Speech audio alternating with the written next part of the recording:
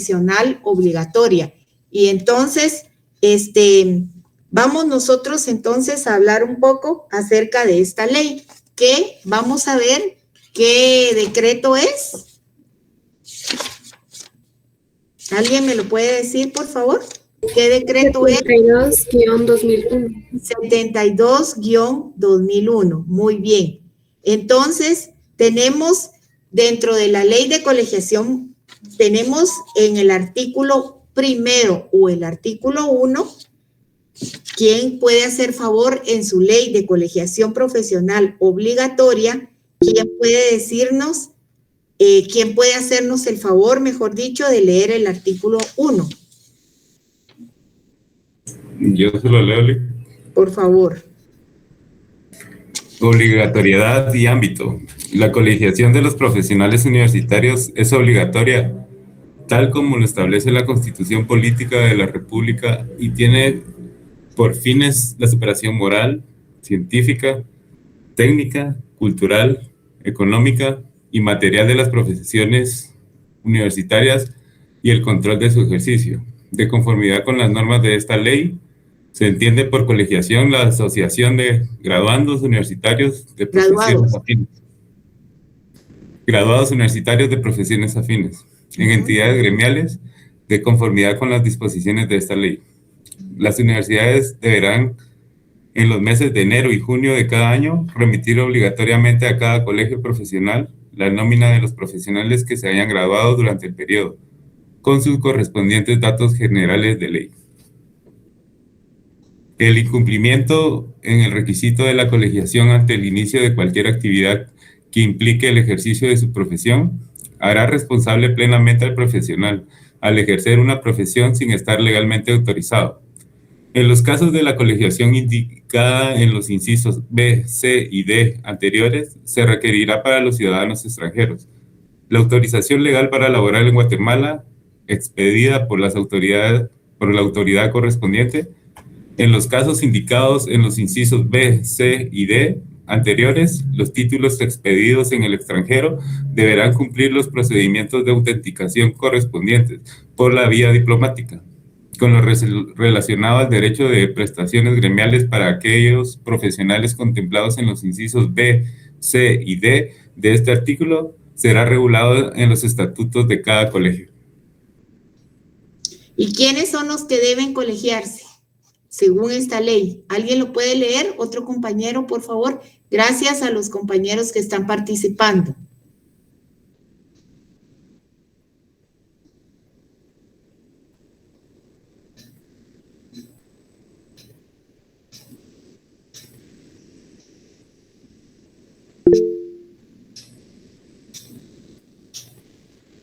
A ver, Arnulfo, pero a la próxima que lea otra persona, porque los compañeros tienen que participar, por favor. Diga, Arnulfo, léalo.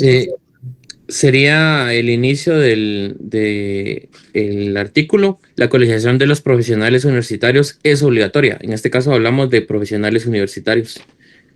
Egresados de las distintas universidades, ¿verdad?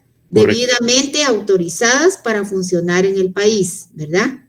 Que hubieran obtenido el título o títulos por lo menos en el grado de licenciatura. Y también, ¿qué otros? En el inciso B. Los profesionales incorporados a la Universidad de San Carlos de Guatemala. Inciso C, por favor. Los profesionales graduados en las distintas universidades del extranjero, cuyos títulos sean reconocidos en Guatemala en virtud de tratados y convenios internacionales aceptados y ratificados por el Estado y que deseen ejercer su profesión en el país. ¿Y en el inciso cuarto? Y los profesionales universitarios graduados en el extranjero que formen parte de programas de posgrado, entrenamiento u otras actividades organizadas para desarrollarse en el territorio de la República por las distintas universidades del país, instituciones no estatales o internacionales o instituciones del Estado, autónomas o semiautónomas y las municipalidades que por tal motivo deban ejercer la profesión en Guatemala durante un lapso de tiempo máximo de 2 años, no prorrogables. Podrán hacerlo por el tiempo que dure la actividad respectiva, para lo cual se inscribirán en el registro de colegiados temporales que deberá llevar cada colegio profesional. Muchas gracias. Entonces, ahora es importante el artículo número 2. Otro compañero que desee participar, y si no, pues empezamos. Yo, licenciada, buenas noches. César Yo, Martínez. licenciada, buenas noches. Buenas, ¿puede encender su micrófono, por favor, don César? ¿O Sí, César? la cámara sí no me sirve, licenciada. No es el micrófono, es la cámara, no sirve su cámara. Bueno, No. artículo 2, por favor. Está bien, artículo 2. Periodo de gracia para nuevos colegiados. Todos los profesionales graduados en cualesquiera de las universidades del país deberán colegiarse dentro de los 6 meses posteriores a la fecha de su graduación, debiendo presentar el título profesional que lo acredita como egresado de la universidad correspondiente, en el grado del licenciado como mínimo. El incumplimiento de lo estipulado en este párrafo será sancionado con multa acordada y revisada por la Junta Directiva del Colegio Profesional que corresponda, la cual no podrá ser mayor de 1,000 quetzales. 1,000 Cada quetzales. colegio, sí, 1,000 quetzales. Cada colegio establecerá reglamentariamente los requisitos que debe llenar cada solicitante a la colegiación, atendiendo a la naturaleza y características de la profesión. Muy bien. Entonces, atención, por favor, porque el problema es que a veces no participan en clase o a veces no llegan a clases presenciales o virtuales y por eso a veces se confunden y no dan la respuesta como debe de ser a la hora de responder, ya sea de forma oral o escrita en los exámenes. Dice acá, y eso es muy importante, que todos los profesionales graduados en cualesquiera de las universidades del país, no importa si es la Universidad de San Carlos o es otra de las universidades que existen en nuestro país, deberán colegiarse dentro de los 6 meses. Fíjense, escuchen bien, 6 meses posteriores a la fecha de su graduación. O sea, si se pasan de esos 6 meses, entonces habrá una multa por la sanción de haber pasado el tiempo o el plazo estipulado. ¿De cuánto es la multa? Dice que no puede ser mayor de 1,000 quetzales. Entonces, sí es importante, por favor, que tengamos claro eso.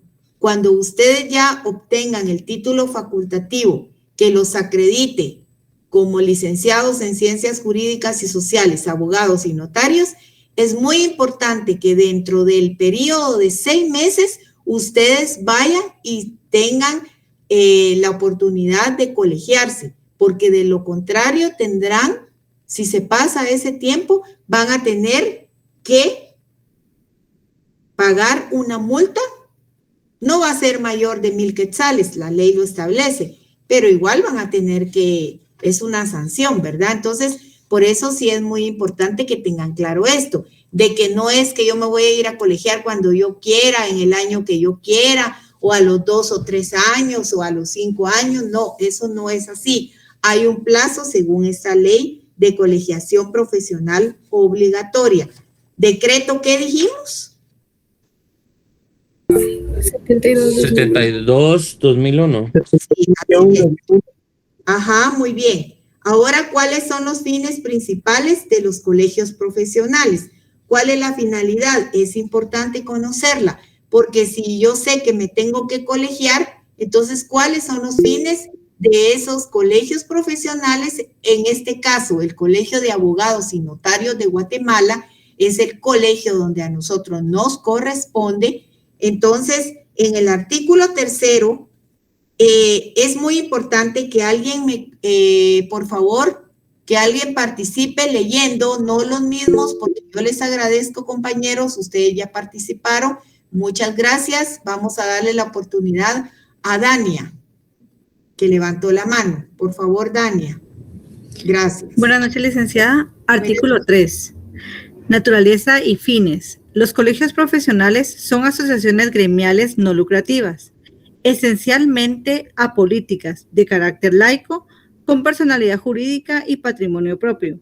Funcionarán de conformidad con las normas de esta ley, sus propios estatutos y reglamentos. tendrán su sede en la ciudad de Guatemala, pudiendo establecer subsedes fuera de ella.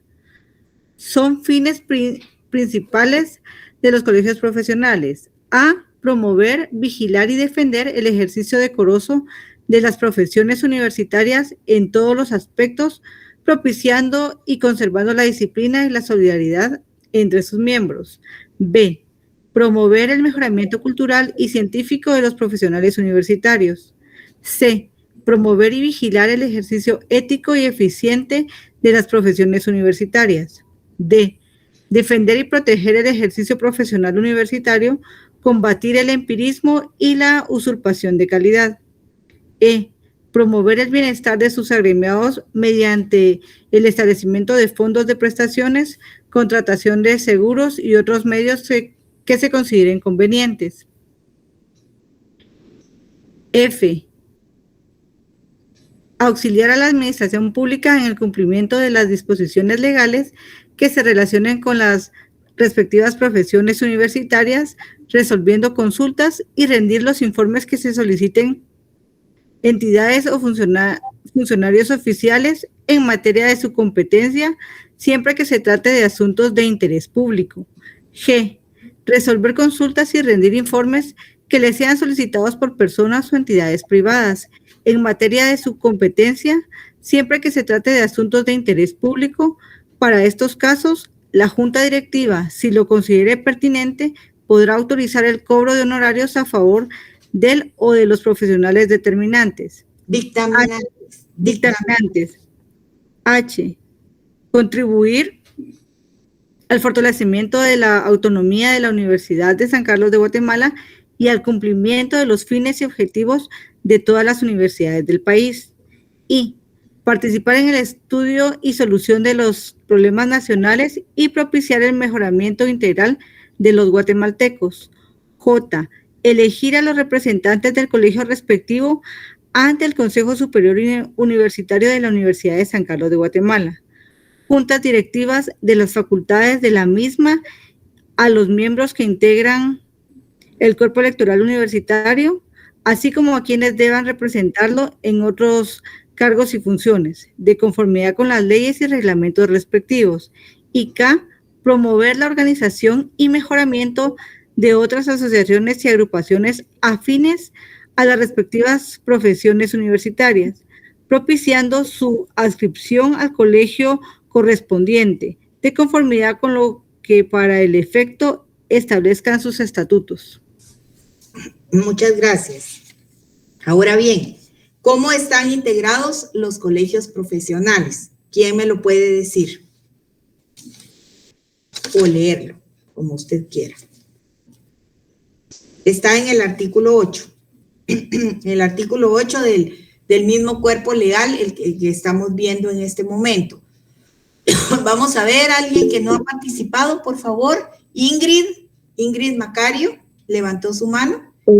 Artículo 8, organización. Sí. Los colegios profesionales se integran con los órganos siguientes. A, Asamblea General. B, Junta Directiva. C, Tribunal de Honor. Y D, Tribunal Electoral. Muchas gracias. Entonces, ¿cómo vamos es importante ustedes, dirán ustedes, pero estamos sabiendo esto, pero sí es importante que ustedes tengan el conocimiento, porque cuando ya ustedes estén graduados y sean colegiados activos, entonces ya ustedes van a participar inclusive para elegir a las juntas, ¿verdad? Tanto a la junta directiva como al Tribunal de Honor y al Tribunal Electoral. Entonces, por eso es que lo estamos viendo en este momento en nuestra clase, ¿verdad? Entonces, por ejemplo, en el artículo 9 dice la Asamblea General es el órgano superior de cada colegio y se integra con la reunión de sus miembros activos en sesión ordinaria o extraordinaria. Aquí habla de la sesión ordinaria, de la sesión extraordinaria y también de las convocatorias. Entonces, veamos, sigamos viendo para que no tengamos que estar leyendo. Artículo 15.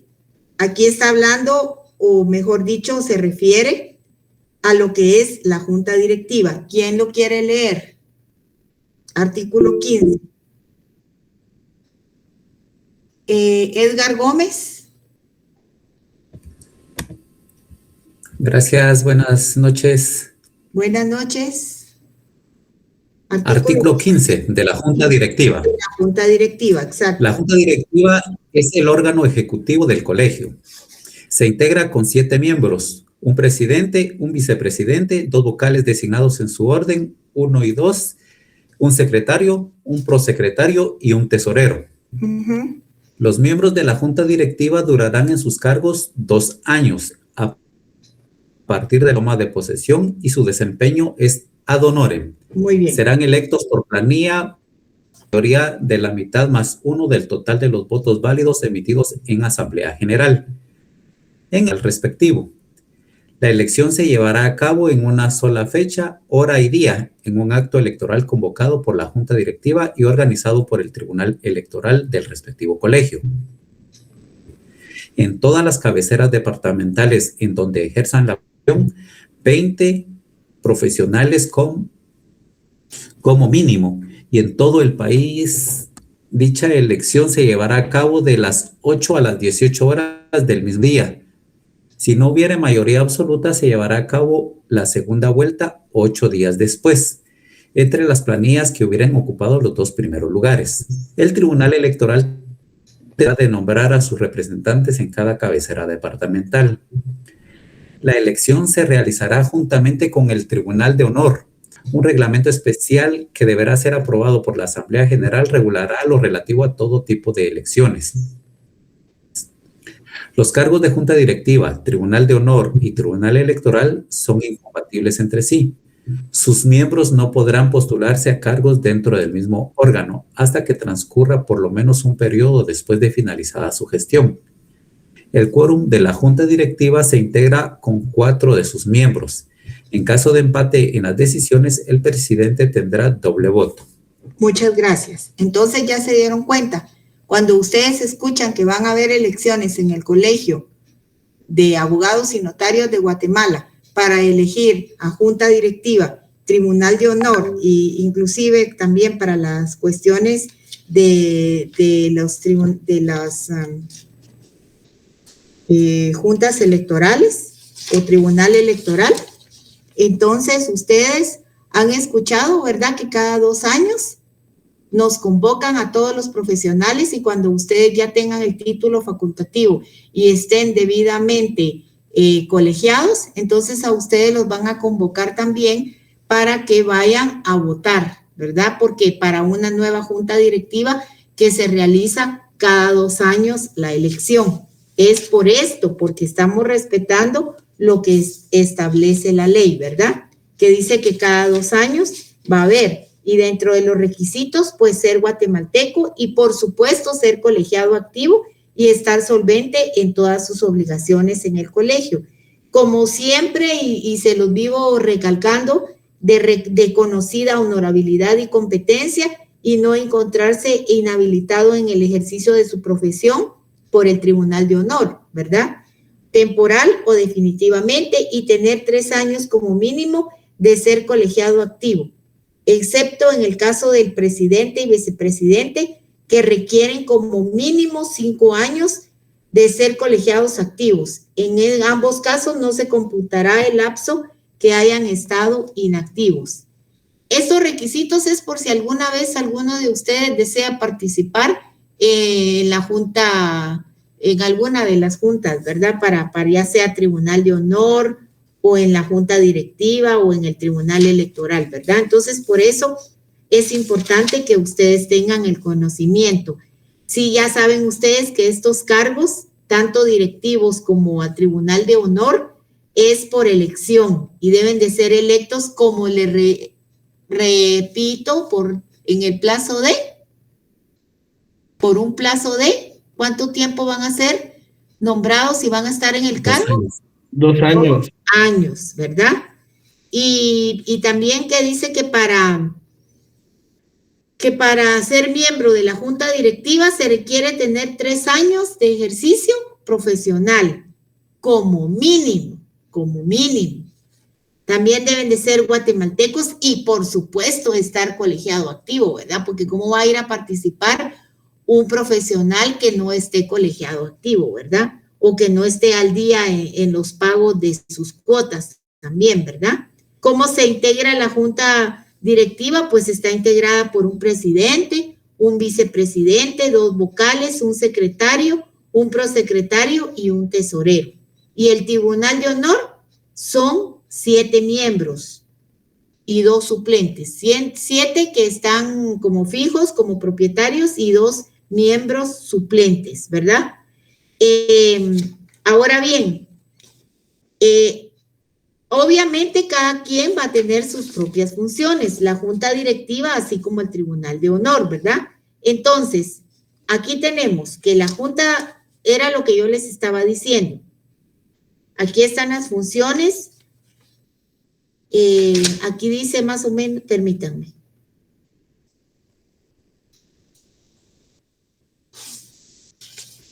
Pasamos a las atribuciones específicas de la junta directiva que están en el artículo 17, ¿verdad? No las vamos a leer, son bastantes, ustedes las pueden leer posteriormente.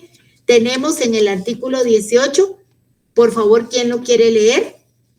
Por lo menos los primeros 2 párrafos.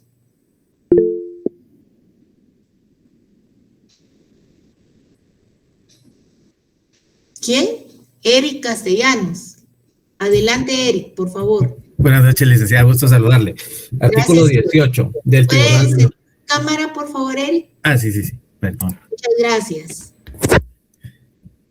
Gracias, buenas noches. Buenas noches, del Tribunal de Honor. El Tribunal de Honor se integra con 7 miembros titulares, un presidente, un vicepresidente, un secretario y 4 vocales, así como 2 miembros suplentes. Los miembros del Tribunal de Honor durarán en sus cargos 2 años, a partir de la toma de posesión, y su desempeño es ad honorem. Serán electos por planilla por mayoría de la mitad más 1 del total de los votos válidos emitidos en el acto electoral respectivo. La elección se llevará a cabo en una sola fecha, hora y día en todas las cabeceras departamentales donde ejerzan la profesión 20 profesionales como mínimo, y en todo el país en el mismo acto en que se elija a los miembros de la junta directiva. Dicha elección se llevará a cabo de las 8 horas a las 18 horas del mismo día convocado. Para ser miembro del Tribunal de Honor se requieren los mismos requisitos que para ser miembro de la junta directiva y deberán tener al menos 5 años como colegiados activos, no computándose el lapso en que hayan estado inactivos. Dichos requisitos se verificarán por el Tribunal Electoral al momento de la inscripción de la planilla. Muchas gracias, muy amable. Entonces ahora, más o menos, ya estamos viendo la ley, es un folleto, la ley es pequeña. Yo quiero que por favor ustedes la lean completa, es bastante pequeña, ¿verdad? No tiene muchos artículos, que ustedes la lean completa en su casa o en donde ustedes vayan, tengan, por favor, únicamente tiene 45 artículos. Entonces yo creo que eso lo leen incluso si van en el bus, ¿verdad? O en cualquier lugar donde ustedes estén, ahí pueden leer esta ley porque obviamente no nos vamos a leer toda la ley el día de hoy, pero por lo menos estamos viendo los artículos que consideramos que nos van a dar una, como una mejor apertura para lo que estamos viendo en nuestra clase el día de hoy, ¿verdad? Entonces, las sanciones que a los colegiados se les pueden imponer. ¿Qué sanciones? Derechos y obligaciones de los colegiados. Aquí también tenemos las obligaciones, que esas son las que ustedes van a leer. También tenemos el patrimonio, o sea, el régimen económico y financiero. Bueno, ustedes van a leer esta ley y ahí van a todas sus dudas las van a resolver. Luego tenemos, lo importante que tenemos aquí son las sanciones que a los colegiados se les puede imponer. Eso está en el artículo 26. ¿Quién quiere leer?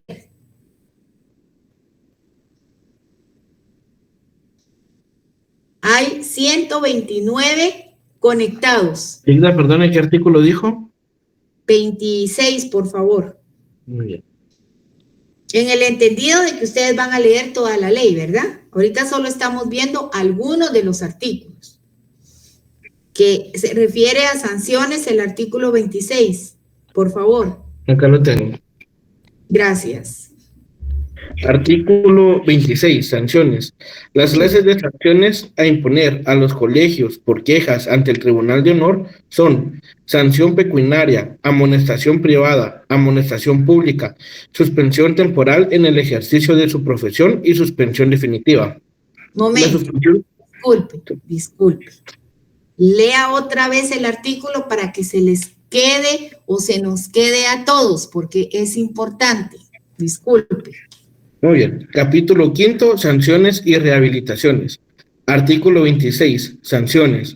Las clases de sanciones a imponer a los colegios por quejas, a los colegiados por quejas ante el Tribunal de Honor son sanciones pecuniarias, amonestación privada, amonestación pública, suspensión temporal en el ejercicio de su profesión y suspensión definitiva. Muchas gracias. Siga. Muy bien. La suspensión temporal en el ejercicio de su profesión no podrá ser menor de 6 meses ni mayor de 2 años. La suspensión definitiva conlleva a la pérdida de calidad de colegiado activo. Se impondrá cuando el hecho conocido sea tipificado como delito por los tribunales competentes, siempre que relacione con la profesión y la decisión sea tomada por las 2/3 partes de los miembros del Tribunal de Honor y ratificada en la Asamblea General con el voto de por lo menos el 10% del total de colegiados activos. El procedimiento a seguir por el Tribunal de Honor se debe fijar por cada colegio en sus respectivos estatutos, debiéndose respetar en todo caso el derecho constitucional de defensa y debido proceso. Se implementarán los principios de oralidad, inmediación, continuidad y economía procesal. De preferencia, se debe unificar el procedimiento en todos los colegios profesionales. Subrayen eso ustedes, subrayen eso, es importante. El procedimiento a seguir por el Tribunal de Honor se debe fijar por cada colegio en sus respectivos estatutos, debiéndose respetar en todo caso el derecho constitucional de defensa, por supuesto, el derecho constitucional de defensa y, por supuesto, el debido proceso. Ustedes como futuros abogados saben que eso ni siquiera se discute. Se deben implementar los principios de oralidad, inmediación, continuidad y economía procesal. Y de preferencia, como leyó el compañero, solo lo estoy recalcando, se debe unificar el procedimiento en todos los colegios profesionales. ¿Estamos claros en eso? Subrayen, esos artículos son muy importantes, por favor. Seguimos con el artículo 27. Por favor, otra persona que no haya participado. Gracias por participar, compañero. Un gusto, Ligra. Gracias. A usted, gracias. Marjorie Dayan Hernández Lima. Sí, licenciada, solo que no tengo mi cámara disponible ahorita. ¿No tengo qué? Mi cámara disponible. Bueno, entonces léalo. Artículo 27. Apelación y ejecución de sanciones. Las sanciones acordadas por el Tribunal de Honor son definitivas y únicamente apelables ante la Asamblea de Presidente de los Colegios Profesionales, de conformidad con el reglamento de apelaciones de dicho órgano. Muchas gracias. Muchas gracias, Marjorie. Ya se dieron cuenta, las sanciones acordadas por el Tribunal de Honor son definitivas. Y únicamente, y subrayen la palabra, únicamente apelables ante la Asamblea de Presidentes de los Colegios Profesionales. Son definitivas y únicamente apelables ante la Asamblea de Presidentes de los Colegios Profesionales de conformidad con el reglamento de apelaciones de dicho órgano. ¿Estamos claros ahí? Por favor, todos esos artículos, toda la ley es importante, que la conozcan, que la lean, por favor. Es obligatoria su lectura. Pero estamos viendo estos artículos y ustedes subrayen, por favor, hagan sus anotaciones y subrayen. Luego tenemos el artículo 28, por favor, ¿quién lo puede leer? Stephanie. Gracias, licenciada. Gradación. La sanción pecuniaria debe regularse de acuerdo a la gravedad de la falta, entre un mínimo del equivalente a 10 cuotas ordinarias anuales de colegiación y un máximo de 100. El Tribunal de Honor queda facultado para imponer gradualmente las sanciones que corresponda al sancionado y en caso de reincidencia, la sanción será la inmediata superior. Ya vieron ustedes que no es tan fácil graduarse, no es tan fácil decir, porque hay sanciones, hay sanciones. Y ya vimos que las sanciones pueden ser pecuniarias, puede ser amonestación privada, puede ser amonestación pública, suspensión temporal en el ejercicio de la profesión y la última, que es, diría, la más dura para un profesional, que sería la suspensión definitiva. Si hablamos de sanción pecuniaria, dice que debe regularse de acuerdo a la gravedad de la falta cometida, entre un mínimo del equivalente a 10 cuotas ordinarias anuales de colegiación y un máximo de 100 cuotas. El Tribunal de Honor dice que queda facultado para imponer gradualmente las sanciones que corresponda al sancionado y en caso de reincidencia, o sea, volver otra vez a cometer ya sea la misma u otra falta, la sanción será la inmediata superior, o sea que le va a subir la sanción. Entonces, tenemos el artículo 29 también, cuando hay publicidad de las resoluciones. ¿Quién lo puede leer, por favor?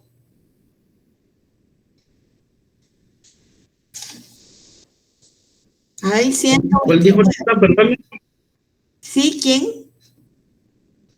¿Cuál dijo, perdone? El que sigue, el 29. Publicidad de las resoluciones. ¿Lo leo? Por favor. Publicidad de las resoluciones. Las resoluciones firmes de amonestación pública, suspensión temporal y suspensión definitiva deben ser comunicadas por la Junta Directiva a todos los miembros del colegio, a las autoridades correspondientes y, además, deben publicarse en su parte resolutiva en el diario oficial y con otro órgano de prensa de los de mayor circulación editado en la capital. ¿Me oyeron? Aparte hay publicidad. O sea que deben publicarse en su parte resolutiva, en el diario oficial y en otro órgano. ¿Ya vieron? Entonces sí hay que tener mucho cuidado con eso. La ética profesional, tener mucho cuidado, ¿verdad? De que no lo llamen a Tribunal de Honor, porque dice que son definitivas y únicamente apelables. ¿Cuándo? Ante la Asamblea de Presidentes. Ante la Asamblea de Presidentes de los colegios profesionales. Ojo con eso. Entonces, ahora el artículo 30 también es muy importante. Usurpación de calidad y cooperación con la usurpación. Leámoslo, por favor, algún compañero o compañera que no ha leído. Hay 129 y más conectados. No puede ser que solo... A ver, Liliana Guerra. Gracias, licenciada. Solo que mi cámara la voy a extender, pero no se mira bien, no importa. No importa. Usurpación de calidad. De hecho, no se mira. Bueno, diga. Usurpación de calidad y cooperación con la usurpación.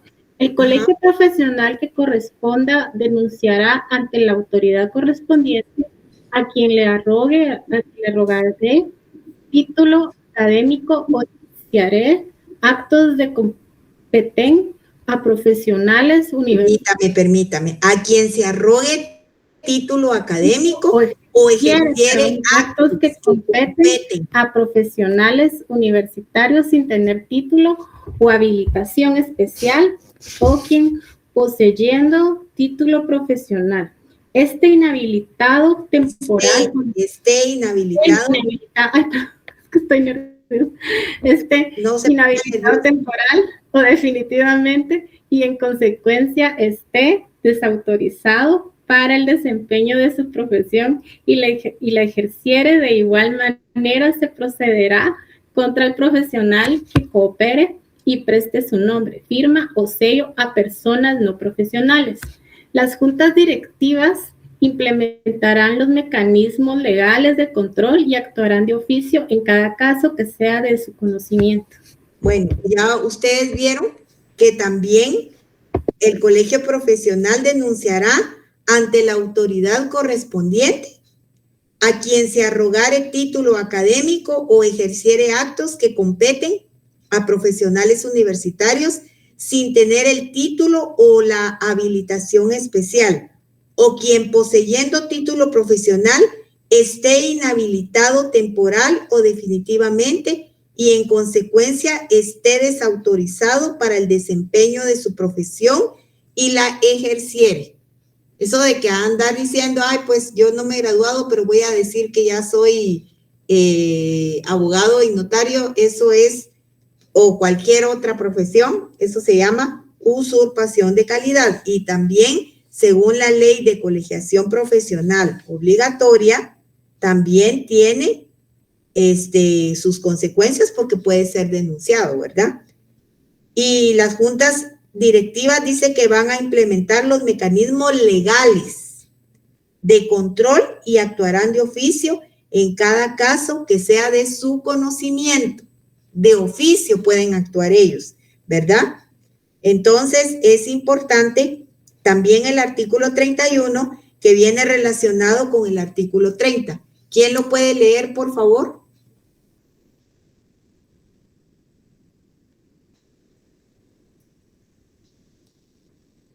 Información y registro. Si gusta, Lo leo en el 31. Fabiola, le había levantado la mano Fabiola. Sí, licenciado, con mucho gusto leo el artículo 31. Levantó la mano, ajá, diga. Ok. Información y registro. Sí. Cuando autoridad competente del organismo judicial sancionare a un profesional con pena que conlleve inhabilitación, sea esta temporal o definitiva, lo debe comunicar al colegio respectivo para su anotación y registro correspondiente. En igual forma, se debe proceder cuando se levante la suspensión o se haya cumplido el término de esta. El Tribunal de Honor del colegio respectivo debe asimismo conocer del caso y cumplir con las funciones y atribuciones establecidas en el artículo 19 de la presente ley y los estatutos del colegio respectivo en lo que sea procedente. Gracias. Entonces, es como vamos leyendo, ¿verdad? Más o menos tener una idea. Por supuesto que ustedes van a leerlo en su casa más tranquilos, ¿verdad? Van a leer artículo por artículo y lo van a entender mejor, pero es importante que sepamos qué órganos pueden decretar la inhabilitación de un notario. Los órganos que pueden decretar la inhabilitación de un notario son 3. Tenemos los tribunales de justicia, en primer lugar. Segundo, la Corte Suprema de Justicia. Y el tercero, que es el colegio profesional, que es lo que estamos ahorita viendo, la ley de colegiación profesional precisamente. Los tribunales de justicia, cuando conozcan de cualquier delito, ¿verdad? Por denuncia que se haga y que llegue van ellos en los juzgados o en los tribunales, van a conocer de cualquiera de los delitos que conlleve la prohibición de ejercer, deben decretar la inhabilitación en forma provisional cuando lo motiva el auto de prisión y en forma definitiva cuando se dicte o se pronuncie la sentencia correspondiente. En caso de que esta sentencia vaya a ser de carácter o de tipo condenatoria. En ambos casos se le debe comunicar al colegio profesional y a la Corte Suprema de Justicia. O sea, cuando haya un notario o una notaria que cometa un delito y que se le dicte auto de prisión, pues la suspensión va a ser temporal, porque no se sabe Acuérdense que también está el principio ¿cómo se llama? De inocencia, ¿verdad? Que de la presunción de inocencia. Entonces no se sabe si realmente es culpable o no es culpable. Pero una vez se pronuncie la sentencia y esta es condenatoria, entonces esta inhabilitación ya no va a ser de forma provisional, sino que va a ser de forma, ahí sí que va a ser de forma definitiva, o mientras, no definitiva, pero sí mientras dure el tiempo que deba cumplir su condena, ¿verdad? En ambos casos debe comunicarse al colegio profesional y a la Corte Suprema de Justicia. En segundo lugar, tenemos otro órgano que puede decretar la inhabilitación de un notario. ¿Cuál les dije? La Corte Suprema de Justicia. Muy bien. La Corte Suprema de Justicia, que debe de citar al notario al que se le está impugnando, ¿verdad? Y puede aportar las pruebas. Por supuesto que el notario tiene derecho a defenderse, puede aportar las pruebas que estime pertinentes para que pueda esclarecer y al mismo tiempo desvanecer los cargos que se le están imputando, por supuesto. Y la Corte tiene la facultad de efectuar las diligencias que considere necesarias para la investigación correspondiente y comprobar que los hechos que fueron denunciados son o no verdaderos, o solo son chismes, ¿verdad? O solo son ir a denunciar a alguien y realmente no es así como se dijo. Por eso el notario puede defenderse, puede presentar, desvanecer los cargos a través de las pruebas que vaya a presentar, que estime o considere pertinentes, ¿verdad? Aparte de que la Corte Suprema, por supuesto, va a investigar si realmente esa denuncia es real o es simplemente calumnias que están presentando, ¿verdad? O difamación o como sea. Y la tercera, el colegio profesional, que es el tercer órgano que puede decretar la inhabilitación de un notario cuando se ha faltado a la ética o ha atentado en contra del decoro y prestigio de la profesión una vez seguido el trámite correspondiente, que era lo que estábamos viendo, ¿verdad? En la ley de colegiación profesional obligatoria.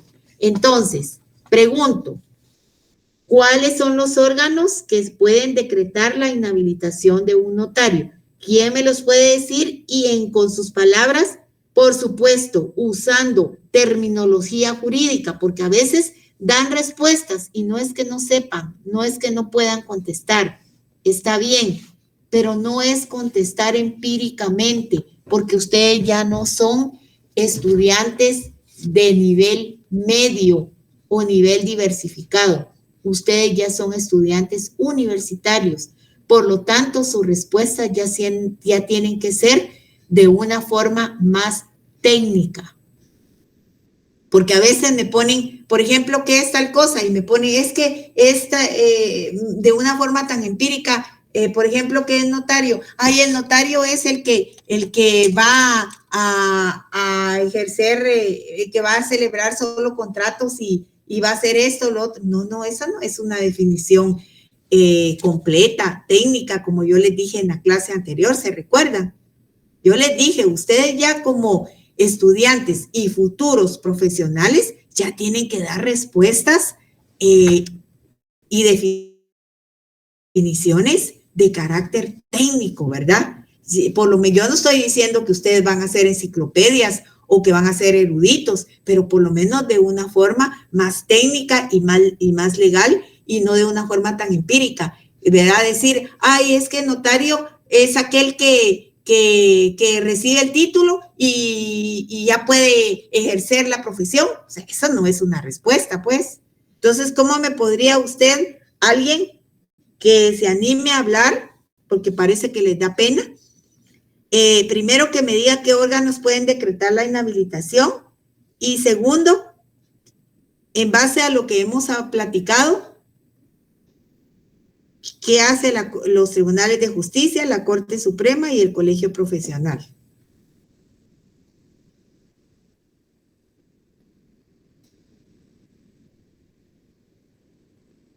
Bueno, Entonces empiezo a preguntar.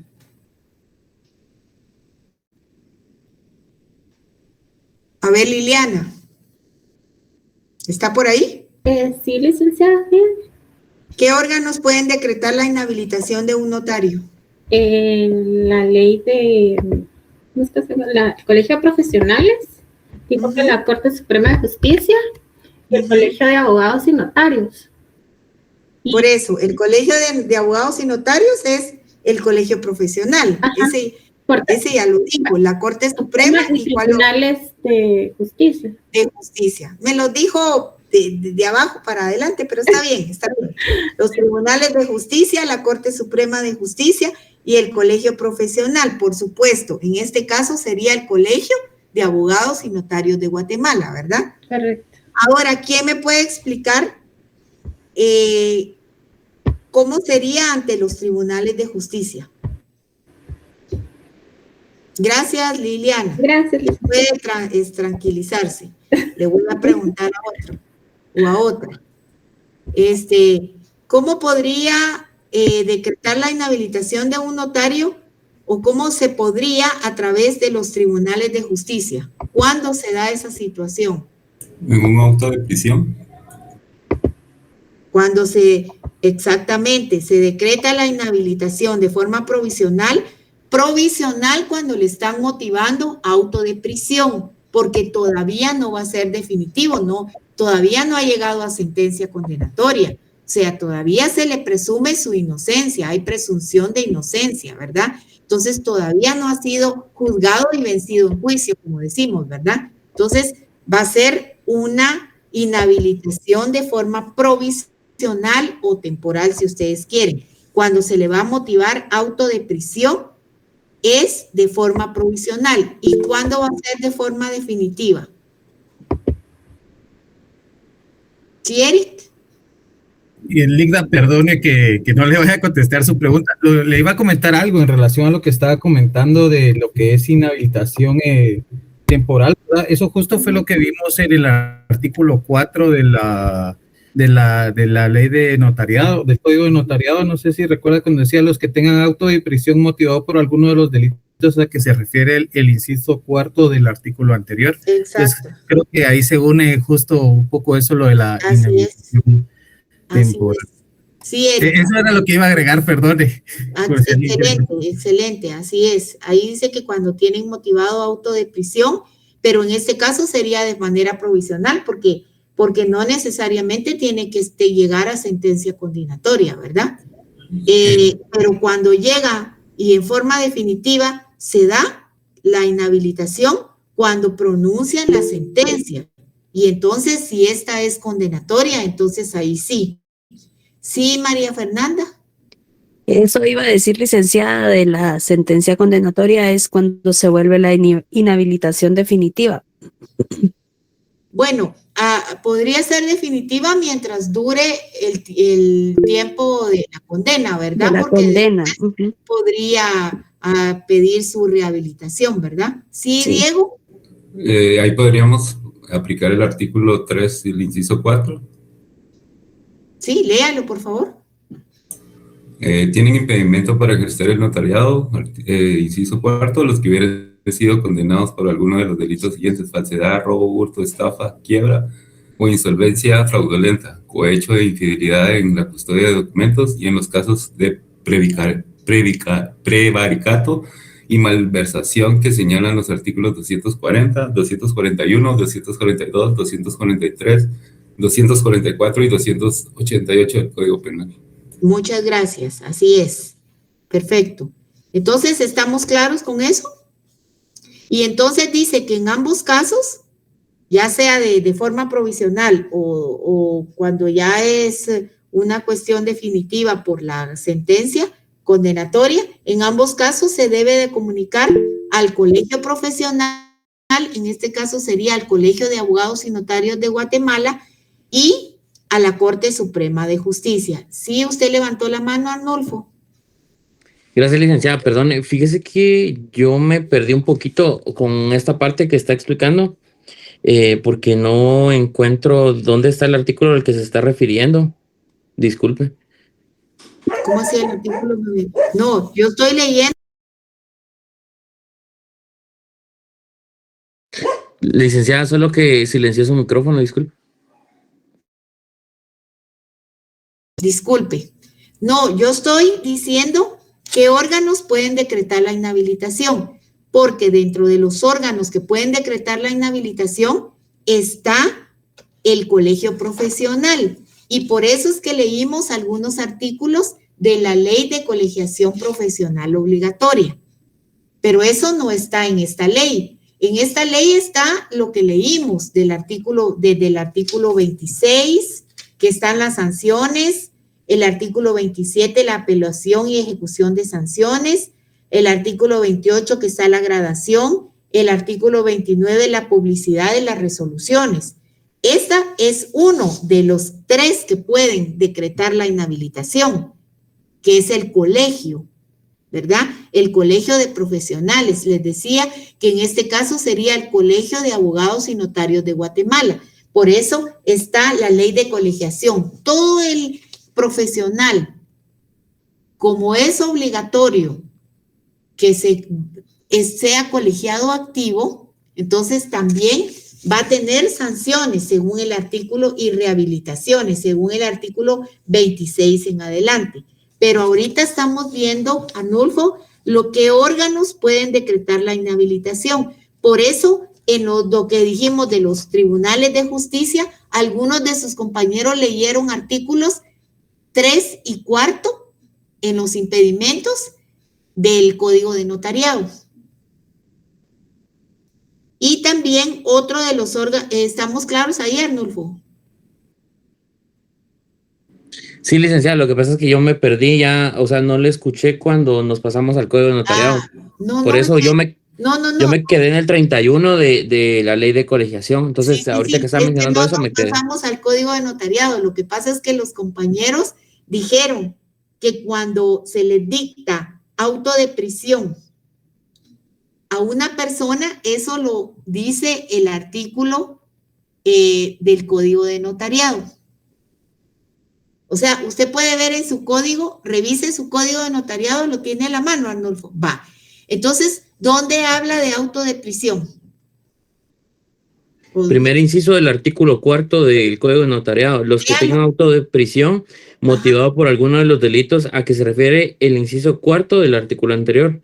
Y el inciso 4 es el que creo que leyó Diego, donde indica los que hubieran sido condenados por alguno de los delitos siguientes: falsedad, robo, hurto, estafa, quiebra o insolvencia fraudulenta, cohecho e infidelidad en la custodia de documentos, y en los casos de prevaricato y malversación que señalan los artículos tácitamente derogados 240, 241, 242, 243, 244 y 288 del Código Penal.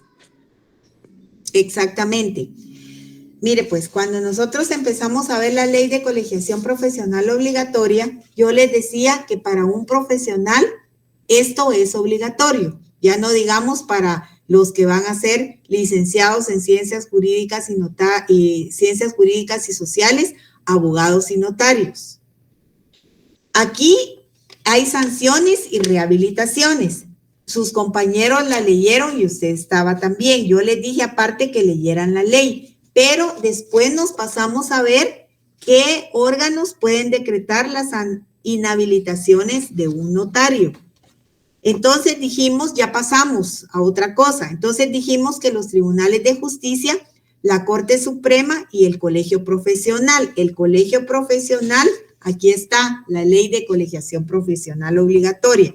Entonces, los tribunales de justicia lo van a hacer cuando conozcan de cualquiera de algunos de los delitos que usted mismo leyó ahorita en el Código de Notariado, ¿verdad? Ahí dice que delitos. Estamos hablando de Código Penal, delitos de tipo penal, ¿verdad?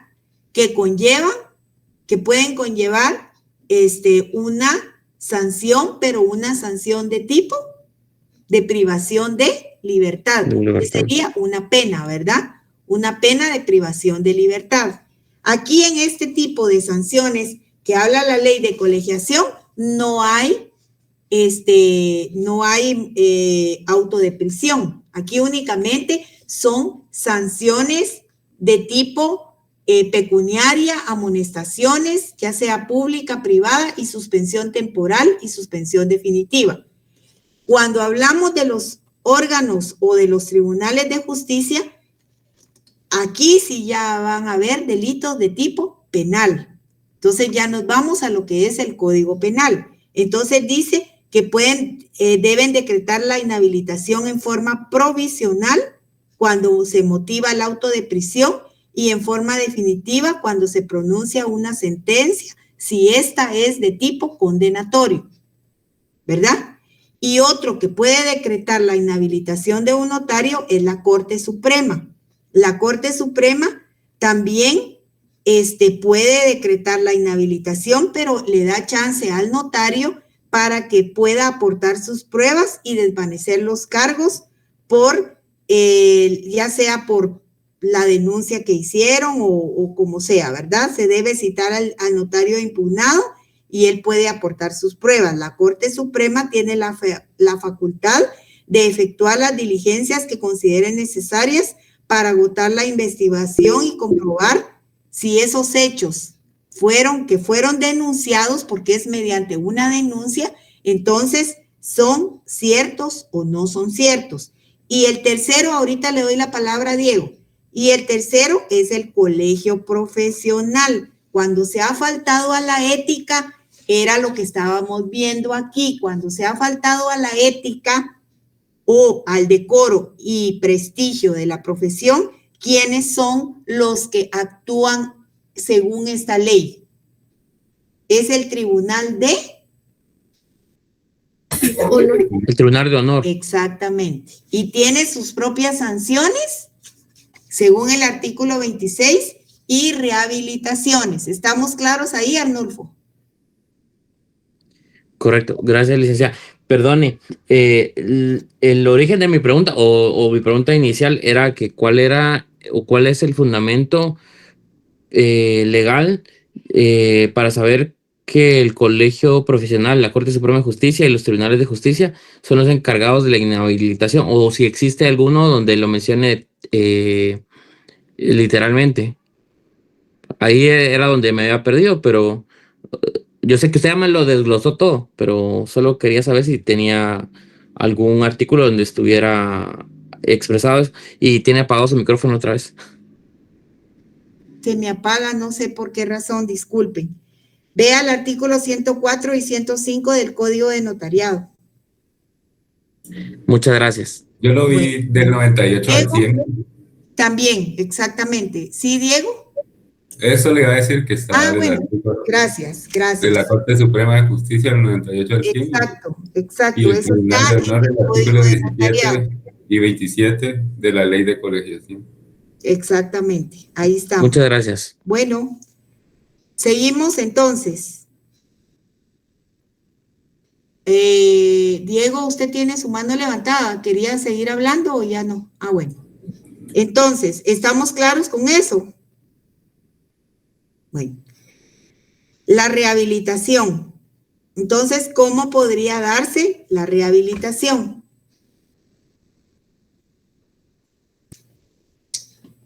¿Quién me puede decir? Porque el Código de Notariado permite la rehabilitación de los notarios que hubieran sido condenados por cualquiera de los delitos que conllevan inhabilitación para el ejercicio de su profesión. Ahí está, ustedes mismos lo dijeron, el Código de Notariado. En este caso, hay varias circunstancias.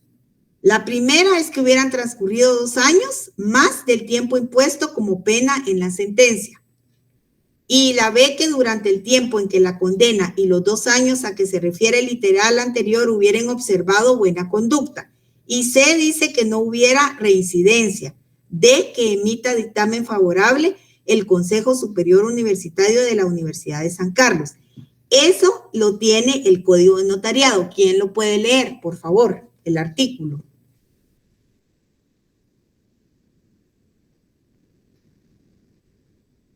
Usted lo tiene ahí, Arnulfo. Si quiere, o Edgar. Levantó la mano Edgar. Muy bien, buenas noches. Sí. Buenas noches. Artículo 104. Excelente. Los notarios que hubieran sido condenados por los delitos especificados en el inciso cuarto del artículo 3º de esta ley, podrán ser rehabilitados por la Corte Suprema de Justicia siempre que concurrieran las circunstancias siguientes. Primero, que hubieran transcurrido 2 años más del tiempo impuesto como pena en la sentencia. Segundo, que durante el tiempo de la condena y los 2 años más a que se refiere el inciso anterior hubieran observado buena conducta. Tercero, que no hubiere reincidencia. Y cuarto, que emitiere dictamen favorable el Consejo Superior de la Universidad de San Carlos.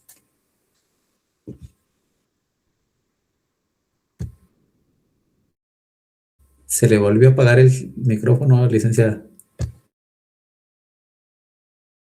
Siento, no sé qué está pasando, pero el micrófono se silencia solo.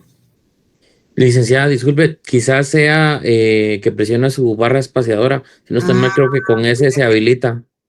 Puede hacer, tiene razón. Gracias, tiene razón. Ya estuvo, quité los libros de ahí, quité las leyes de ahí.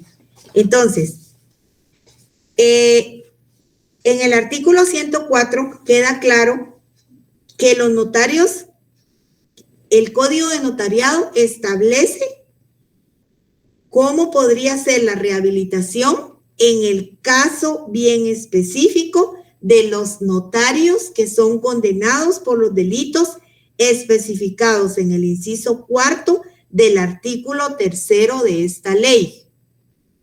Y aquí establece lo que ya el compañero leyó, ¿verdad? Los que hubieran transcurrido 2 años, que durante el tiempo de la condena y los 2 años haya observado buena conducta, que no hubiera reincidencia y que debe de emitirse el dictamen favorable del Consejo Superior de la Universidad de San Carlos, o sea, el Consejo Superior Universitario. ¿Estamos claros ahí? Cuando son por delitos. Luego el artículo 105 dice que el expediente de rehabilitación se tramitará ante la Corte Suprema de Justicia y contra la resolución que ésta dicte no cabrá más recurso que el de responsabilidad. ¿Estamos claros ahí? Sí, licenciado. Bueno, ¿y qué pasa cuando esto sería cuando son por delitos? Y lo establece el Código de Notariado. Y aparte, los que establece la Ley de Colegiación Profesional Obligatoria. Por eso los vamos viendo simultáneamente, porque también ellos suspenden temporalmente en el ejercicio de la profesión. Y también hay rehabilitación por el Consejo Superior Universitario siempre que concurrieren las circunstancias siguientes. Que hubiera transcurrido por lo menos un tiempo equivalente a la mitad de la pena impuesta, que durante el tiempo que haya durado la suspensión hubiera observado buena conducta, que no fuera reincidente, lo mismo que está el Código de Notariado. Entonces, para que un notario quede inhabilitado por un tribunal o por la Corte Suprema, puede ser rehabilitado de conformidad con el artículo 104 y 105 del Código de Notariado.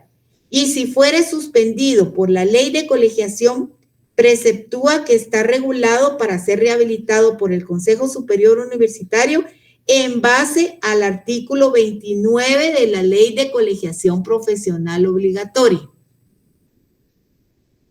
¿Estamos claros con eso? Sí. Si lo inhabilita la Ley de Colegiación, o sea, si lo inhabilita el Colegio de Abogados y Notarios de Guatemala, si es mediante el Tribunal de Honor, ¿cómo se debe dar la inhabilitación y cómo se debe dar la rehabilitación? ¿En base a qué ley y en base a qué artículos? Cuando es el colegio profesional.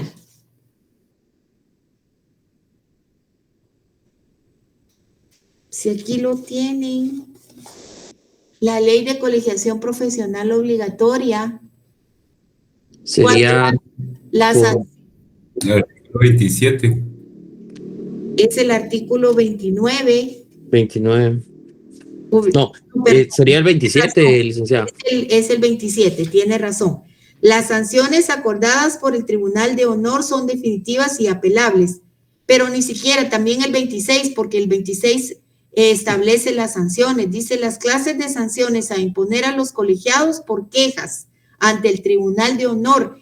Cuando alguien llega a quejarse ante el Tribunal de Honor del Colegio de Profesionales, en este caso ante el Colegio de Abogados y Notarios de Guatemala, y es que se resuelve por la Ley de Colegiación Profesional Obligatoria, porque es ante el colegio profesional. Entonces aquí dice que puede ser una sanción pecuniaria, una amonestación privada. Privada quiere decir que lo llaman solo al notario. Puede haber la amonestación pública, la suspensión temporal en el ejercicio de su profesión y la suspensión definitiva. ¿Y esto quién va a acordar esas sanciones? Pues el órgano o el tribunal específico, que en este caso sería el Tribunal de Honor. Exactamente. Esa es la función del Tribunal de Honor, o una de las funciones, ¿verdad? Y dice que son definitivas las sanciones que ellos acuerden, el Tribunal de Honor, únicamente apelables ante la Asamblea de Presidentes de los colegios profesionales. Eso es cuando se refiere a los colegios profesionales, ¿verdad?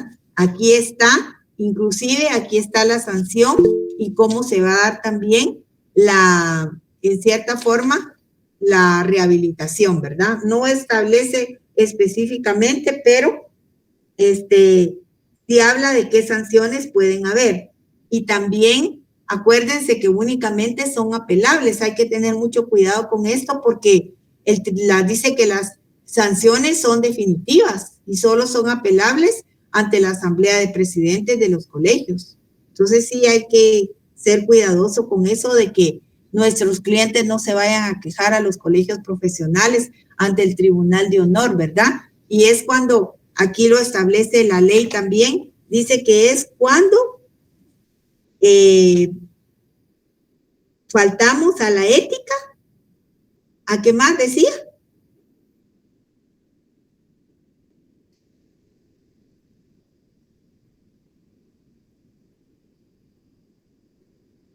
No les escucho. Y eso que tengo encendido el micrófono. A la ética, ¿qué más?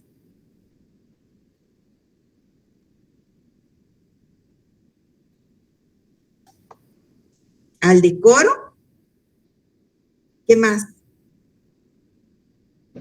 Y al prestigio de la profesión. Exactamente, ahí estamos. Ahora, cuando el notario comete un delito, ¿qué sucede? ¿Será que también va a ser sancionado de acuerdo a la Ley de Colegiación Profesional o no? Esa es la diferencia que quiero que capten. Que cuando comete un delito, entonces, como hay 3 órganos que pueden decretar la inhabilitación, están los tribunales. ¿A dónde nos vamos cuando hay un delito penal? ¿Será que nos vamos a la Ley de Colegiación Profesional o qué hacemos? A ver, Arnulfo, usted está con la cámara encendida, dígame qué haría. Bueno, en este caso no aplicaría lo que está normado en la Ley de Colegiación Profesional Obligatoria. Podríamos fijarnos en lo que está normado en el Código de Notariado. Sería de los artículos 98 hasta el 103. Exacto. Ahí estamos, a partir del artículo 98 y llega hasta el 105, ¿verdad? Ahí establece las sanciones y las rehabilitaciones. El artículo 98 dice que el Ministerio Público o cualquier persona particular tiene derecho de denunciar ante la Corte Suprema de Justicia los impedimentos del notario para ejercer su profesión. el tribunal, con intervención de uno de los fiscales de las salas, tramitará la denuncia en forma sumaria con citación del notario impugnado y ordenará la práctica de las diligencias que estime pertinentes, así como las que proponga el notario. Contra la resolución que se dicte, cabrá el recurso de reposición. ¿Sí, Diego? Lecky, digamos, si los delitos de falsedad, robo y eso, la inhabilitación no es obligatoria por parte de la sede de la Corte Suprema de Justicia.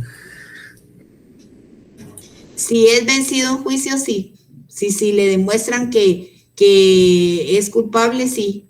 Por ejemplo, acuérdese que por eso dice que uno de los órganos son los tribunales de justicia.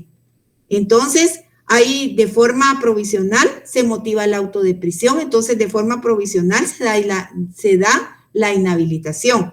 Pero si ya es condenado por ese delito, entonces ya sería en forma definitiva. Al cumplir su condena, entonces el notario pide su rehabilitación o solicita, ¿verdad?, su rehabilitación.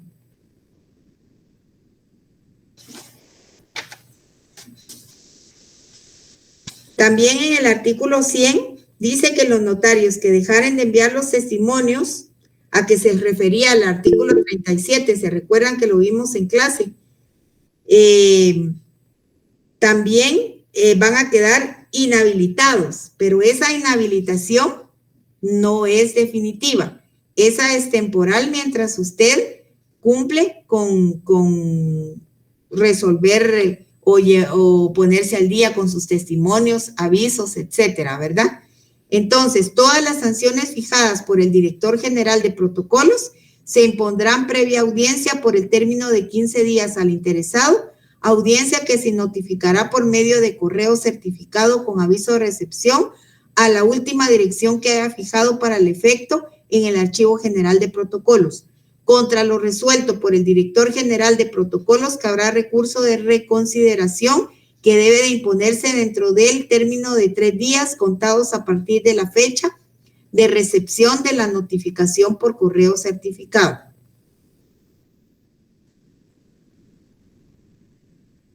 ¿Estamos ahí?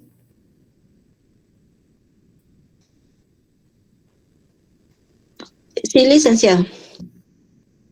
Y en este caso también en el artículo 101 dice, las demás infracciones a que se refiere esta ley serán sancionadas por la Corte Suprema de Justicia siempre que no constituyan delito o por el tribunal que conozca en su caso, pudiendo amonestar o censurar al notario imponiéndole una multa que no excederá de 25 quetzales. Por ejemplo, usted no presenta un testimonio especial al Archivo General de Protocolos. Dentro del plazo de 25 días, usted incurre en una multa de 25 quetzales. Tiene que presentar el testimonio y además pagar la multa para que le reciban el testimonio. De lo contrario, si usted ya se pasó del plazo, del tiempo estipulado de 25 días, entonces sí le reciben el testimonio especial, pero con su copia de que ya pagó la multa. Cuando va a presentar también un aviso a DICABI y no lo hizo dentro del plazo estipulado, que son 15 días, entonces también incurre en multa de 25 quetzales. Entonces tiene que ir a pagar la multa y de ahí regresar a dar el aviso para que se lo reciban. A eso se refiere, a esa infracción. ¿Estamos claros ahí?